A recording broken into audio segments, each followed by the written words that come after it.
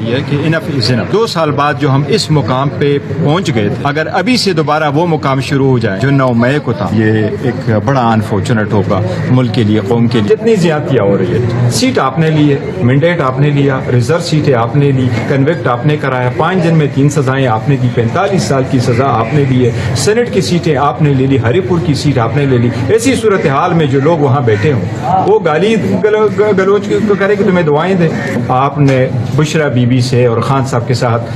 قیادت کی میٹنگ کرا دے،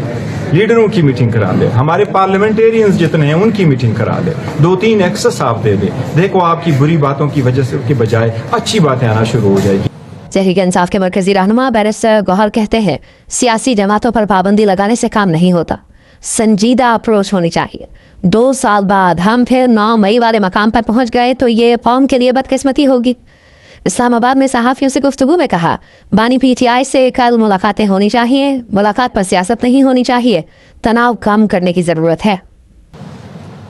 یہ ہے کہ انف از انف 2 سال بعد جو ہم اس مقام پہ پہنچ گئے تھے، اگر ابھی سے دوبارہ وہ مقام شروع ہو جائے جو 9 مئی کو تھا، یہ ایک بڑا انفارچونیٹ ہوگا ملک کے لیے، قوم کے لیے۔ جتنی زیادتیاں ہو رہی ہے، سیٹ آپ نے لی ہے، مینڈیٹ آپ نے لیا، ریزرو سیٹیں آپ نے لی، کنوکٹ آپ نے کرایا، 5 دن میں 3 سزائیں آپ نے دی، 45 سال کی سزا آپ نے دی ہے، سینٹ کی سیٹیں آپ نے لے لی، ہری پور کی سیٹ آپ نے لے لی۔ ایسی صورتحال میں جو لوگ وہاں بیٹھے ہوں وہ گالی